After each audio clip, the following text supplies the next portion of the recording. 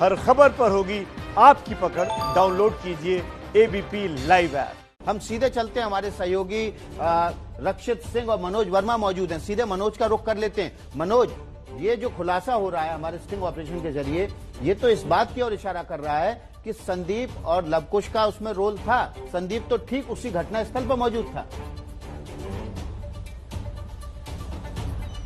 जी बिल्कुल, देखिए परिवार इस बात को लगातार नकार रहा था कि संदीप घटनास्थल पर मौजूद नहीं था। लेकिन अगर हम संदीप की चिट्ठी की भी बात करें तो जो कल जेल से चिट्ठी आई है, संदीप ने साफ तौर पर उस चिट्ठी में भी यही कहा था कि वो वहां पर लड़की से मिलने के लिए गया था। और ये बात अब जो गांव के प्रधान है उन्होंने भी साफ कर दिया कि संदीप वहां पर मौजूद था। इसके अलावा जो लवकुश था वो भी वहीं पर मौजूद था। तो ये बात तो अब स्टैब्लिश हो चुकी है कि दोनों वहीं पर उसी जगह पर मौजूद थे। लेकिन अब सच क्या है इसका पता तो एसआईटी की टीम लगा रही है कि आखिरकार उस वक्त हुआ क्या था, क्योंकि दोनों तरफ से आरोपों का दौर चल रहा है। संदीप का साफ तौर पर यह कहना है अपने खत के जरिए जो उसने जेल से लिखा है कि वो वहां पर मौजूद था, लेकिन उसके बाद वो चला गया था। लड़की की मां ने और उसके भाई ने लड़की को मारा। वहीं जो पीड़ित परिवार है उसका साफ तौर पर यह कहना है कि संदीप ने ये सब किया। तो अब सच क्या है, कौन सच कह रहा है, कौन झूठ कह रहा है, इसका पता तो जब एसआईटी की जो जांच है वो पूरी हो जाएगी उसके बाद ही साफ हो पाएगा कि आखिरकार इस पूरे मामले के अंदर सच क्या है। जी रक्षित, एक बड़ा सवाल अब ये है कि वो संदीप जो मुख्य आरोपी है वो घटनास्थल पर मौजूद था। उसने कल चिट्ठी में भी स्वीकार किया है कि वो घटनास्थल पर मौजूद था। लवकुश की मां भी कह रही है कि वो पानी पिलाने गया हुआ था। अब बात यह है कि अगर घटनास्थल पर मौजूद था तो ये मान लिया जाए आरोपी पक्ष का कि इन लोगों ने उसके साथ जबरदस्ती नहीं की, बच्ची के साथ, पीड़ित लड़की के साथ, तो फिर वो लोग थे कौन जिन्होंने जबरदस्ती की? चूड़ियां कैसे टूटी घटनास्थल पर? चूड़ियां टूटी हुई कैसे मिली?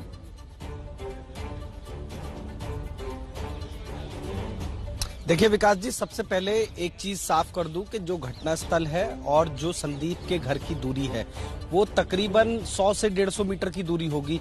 तो किसी समय पर वहां पर होना, खेत पर होना और घर पे होना, ये बड़ा जो है एक तरीके से डाइसी है। और यही जो एसआईटी के लिए या आगे चलकर सीबीआई के लिए यही सब साबित करना थोड़ा सा मुश्किल भी रहेगा, क्योंकि जिस तरीके से मोबाइल टावर लोकेशंस मिलेंगी आगे जाकर, वो भी कहीं ना कहीं मामले को और ज्यादा पेचीदा करेंगी, क्योंकि दूरी बहुत ज्यादा नहीं है। रही बात इस बात की कि संदीप ने जो कल चिट्ठी में लिखा है, संदीप ने चिट्ठी में ये लिखा है साफ तौर पर कि मैं लड़की से मिला था उस दिन, लेकिन घटनास्थल पर जब लड़की का भाई आ गया तो मैं अपने घर की तरफ आ गया था। अपने घर आकर जानवरों को पानी पिला रहा था। खेत से घर की दूरी महज 100-150 मीटर की दूरी है। तो इसीलिए बहुत ज्यादा कॉन्ट्रडिक्शंस जो हैं इन तमाम वर्जन्स में, चाहे वो कोई भी हो, गांव का प्रधान हो, गांव के लोग हों या फिर लवकुश की मां हो। हालांकि हाँ, पानी पिलाने वाली जो बात है वो लवकुश की मां ने साफ तौर पर एबीपी न्यूज को बताया है कि लवकुश और उसकी मां दोनों के दोनों चारा काट रहे थे पड़ोस वाले खेत में।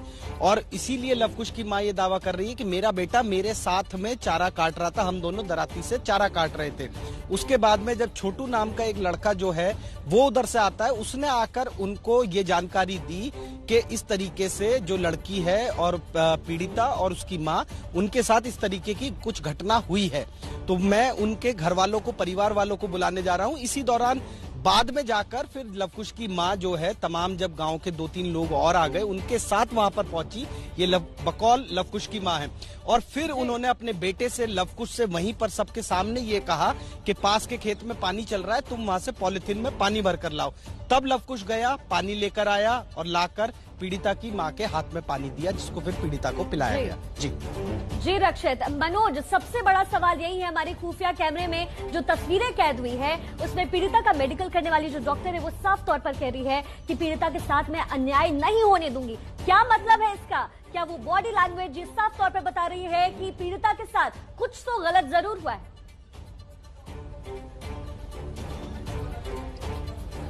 जी बिल्कुल, डॉक्टर साफ तौर पर यही कहना चाहती हैं। जो हमने स्टिंग ऑपरेशन किया है उसमें डॉक्टर साफ यही कहना चाहते हैं कि उसके साथ अन्याय नहीं होने दूंगी। अगर हम पीड़िता के पहले बयान की अगर बात करें, जो 14 तारीख का बयान है, उसमें भी वो साफ तौर पर यह कह रही है, अपने बयान में खास तौर पर यह कह रही है कि जबरदस्ती नहीं करने दी, इसलिए संदीप ने उसके साथ ऐसे किया। सिर्फ पहला बयान ही नहीं, उसका दूसरा बयान जो 14 तारीख का ही है वो भी जिला अस्पताल हाथरस का है। उसमें साफ हिंदी में उसने ये बोला है कि जबरदस्ती नहीं करने दी, इसलिए संदीप ने ऐसा किया। और जो तीसरा बयान सामने आया, जो खुद सीओ ने लिया, उसके अंदर संदीप का नाम तो साथ ही लिया गया। उसके अलावा रवि का नाम भी पीड़िता ने लिया है और वो डाइंग डिक्लेरेशन जो है वो माना जा रहा है इस पूरे मामले के अंदर। फिलहाल मामले की जांच एसआईटी कर रही है। तमाम रोज इस मामले के अंदर आरोप लगते जा रहे हैं। पीड़ित पक्ष जो है आरोपियों पक्ष के ऊपर कुछ आरोप लगा रहा है और आरोपी पक्ष जो है पीड़ित पक्ष के ऊपर लगातार आरोप लगा रहा है। जब इस मामले की जांच पूरी हो जाएगी तब पूरा सच सामने आ पाएगा कि आखिरकार ये पूरा मामला था क्या। जी, बहुत बड़ी बात कह रहे हैं आप मनोज कि पीड़िता जो है वो बार बार वीडियो में यही कहती नजर आ रही है कि मेरे साथ गलत हुआ है, मेरे साथ जोर और जबरदस्ती हुई है। आपको बता दें कि हाथरस की पुलिस ने पीड़ित लड़की को बचाने के मामले में शुरू से ही बड़ी लापरवाही की थी। विकास मनोज, जो पुलिस कर्मियों ने खुलासा किया है, खासतौर पर नेहा ने, कि हॉस्पिटल जब जा रहे थे अलीगढ़ हॉस्पिटल, तो कोई भी पुलिसकर्मी ना तो सुरक्षा के लिए और ना ही एमएलसी के लिए उनके साथ गया। बहुत बड़ी लापरवाही की, जबकि जान का खतरा था सीधे सीधे पीड़िता को। बिल्कुल विकास, जान का खतरा था और शुरुआत से ही पुलिस इस पूरे मामले के अंदर लापरवाही करती आ रही है। यही वजह है कि वो बच्ची आज इस दुनिया के अंदर नहीं है। जैसा कि नेहा ने हमें बताया कि नेहा उसको जिला अस्पताल लेकर के पहुंची और उसके बाद वहां से तुरंत उसको रेफर कर दिया गया, क्योंकि जब डॉक्टर्स से हमने बातचीत की तो उनका साफ तौर पर कहना था कि लड़की बयान देने की हालत में बिल्कुल भी नहीं थी, उसकी हालत नाजुक होती जा रही थी, इसलिए उसको अलीगढ़ के लिए रेफर किया गया। एक प्रोसीजर होता है कि अगर कोई पुलिस केस है तो पुलिसकर्मी जो है उसके साथ जाएगा, मतलब उस पीड़ित के साथ जाना चाहिए था। जब नेहा ने एसएचओ को फोन किया और ये कहा कि भाई ये कह रहा है कि मैं खुद इसको ले जाऊंगा, तब एसएचओ ने नेहा को कहा कि तुम वापस लौट आओ। और यही एक बहुत बड़ी लापरवाही थी जो इस पूरे मामले के अंदर सामने आ रही है। और कई जो लापरवाही है पुलिस ने इस पूरे मामले के अंदर की है। जैसा कि बताऊं कि घटना स्थल से कोई भी सबूत पुलिस ने नहीं जुटाई इस पूरे मामले के अंदर, ना ही फोरेंसिक की टीम घटना स्थल पर पहुंची। और जिस तरीके से पूरे मामले में एक के बाद एक खुलासे हो रहे हैं, पुलिस कहीं ना कहीं इस पूरे मामले में फंसी हुई नजर आ रही है। जी, यानी कि टॉप लेवल के जो अधिकारी हैं वो कह रहे हैं कांस्टेबल को कि भाई आप जो है घटनास्थल से वापस आ जाओ। रक्षित, आपका रुख करूंगी। अब ऐसे में जो रक्षा करने वाले लोग हैं वही एविडेंस कलेक्ट नहीं कर रहे, तो परिवार आखिर कैसे भरोसा करेगा?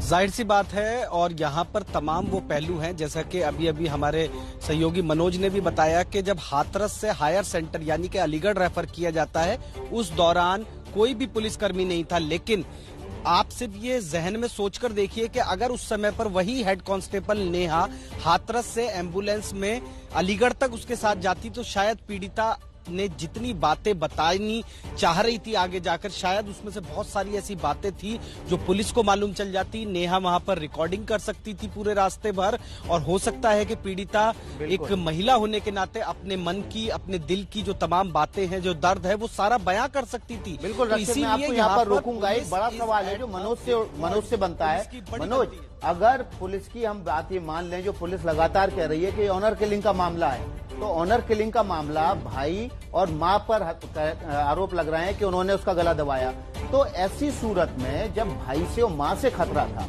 पुलिस कर्मियों ने उसी भाई के साथ पीड़िता को क्यों भेज दिया जिससे उसको जान का खतरा था, और पुलिस कह रही ऑनर किलिंग का मामला है? बिल्कुल, देखिए लगातार इस पूरे मामले के अंदर इतने सवाल हैं जिनके जवाब मिलना अभी बाकी है। और जिस तरीके से अभी ये ऑनर किलिंग का मामला बताया जा रहा है और जो संदीप ने चिट्ठी लिखी है उसके मुताबिक अगर इसको हम सच मान लें कि संदीप का ऐसा कहना है कि वो वहां से चला गया था और मां ने और भाई ने मिलकर के ही जो है इस पूरी वारदात को अंजाम दिया है। लेकिन सबसे बड़ा सवाल, जैसा कि आप भी बता रहे हैं, कि अगर ऐसा था तो फिर पुलिस ने क्यों भाई के साथ ही उसको जाने दिया? क्योंकि लापरवाही तो कहीं ना कहीं पुलिस ने इस पूरे मामले में की है। नेहा ने साफ तौर पर जब एसएचओ को फोन किया कि भाई ये कह रहा है कि वो खुद ले जाएगा, एसएचओ इस बात को जानता था कि प्रोसीजर है, पुलिस कर्मी को जाना ही है, लेकिन उसके बावजूद एसएचओ ने नेहा को उसके साथ, पीड़िता के साथ नहीं भेजा और इसी वजह से एसएचओ को सस्पेंड होना पड़ा है। और बाकी जो और पुलिसकर्मी हैं वो भी कहीं ना कहीं इन सभी लापरवाहियों की वजह से सस्पेंड हुए हैं। फिलहाल एसआईटी मामले की जांच कर रही है। बिल्कुल, मनोज और रक्षित हमारे साथ लगातार बने हुए हैं। एबीपी न्यूज पर बड़ा खुलासा देख रहे हैं आप, और हम सीधे चलते हैं इन सवालों के साथ अपने सहयोगियों के पास। हमारे साथ मनोज वर्मा, रक्षित सिंह जुड़े हुए हैं, उनसे बात करेंगे जो लगातार खुलासे किए हैं। मनोज वर्मा ने इस रिपोर्ट को तैयार किया है। अब मनोज वर्मा के पास चलते हैं। मनोज, जो कानून की बात 2013 का संशोधन इस पीआरओ को पता है, जिला के पीआरओ, पुलिस पीआरओ को पता है, वो बात एडीजी को नहीं पता है, प्रशांत कुमार को नहीं पता है। वो ये बात कह के कि जो मेडिकल लीगल रिपोर्ट आई है उसमें शुक्राणु नहीं मिले हैं, ये जस्टिफाई करने की कोशिश कर रहे हैं कि रेप ही नहीं हुआ। जी बिल्कुल, देखिए विकास, गलत तरीके से इस पूरे मामले को जस्टिफाई करने की कोशिश की जा रही है। आपको बता दूं कि शुरुआत में ही जो पहला बयान है उसी में लड़की साफ तौर पर यह कह रही है कि उसके साथ छेड़छाड़ की कोशिश की गई और तभी की तभी मामला जो है 354 यानी छेड़छाड़ का मुकदमा पुलिस को दर्ज करना चाहिए था, जो कि पुलिस ने नहीं किया। पुलिस ने इस पूरे मामले के अंदर 307 यानी जान से मारने की कोशिश और SC/ST एक्ट में मुकदमा दर्ज किया और मामले को जो है रफा दफा करने की कोशिश की। और यही वजह बताती है कि जब लड़की को रेफर कर दिया गया अलीगढ़ के लिए जिला अस्पताल से, तब कोई पुलिसकर्मी लड़की के साथ नहीं गया, जबकि SHO को बहुत अच्छी तरीके से पता था कि किसी ना किसी को जरूर भेजना होता है और ये प्रोसीजर है कि वहां पर जाते ही है। और इस तरीके से जब एक लड़की की जान को खतरा हो किसी से तो जरूर भेजा जाता है। और इतना ही नहीं विकास, ये भी आपको बता दें कि चलिए उस वक्त नहीं भेजा किसी को, बाद में भी कोई वहां पर नहीं पहुंचा, तो कहीं ना कहीं शुरुआत से ही पुलिस इस पूरे मामले में ढिलाई बरतती रही। यही वजह है कि ये मामला इतना पेचीदा हो गया है, उलझ गया है। अब SIT की जब जांच में तमाम चीजें निकल करके सामने आएगी तभी ये साफ होगा कि आखिरकार उस पीड़िता के साथ हुआ क्या था।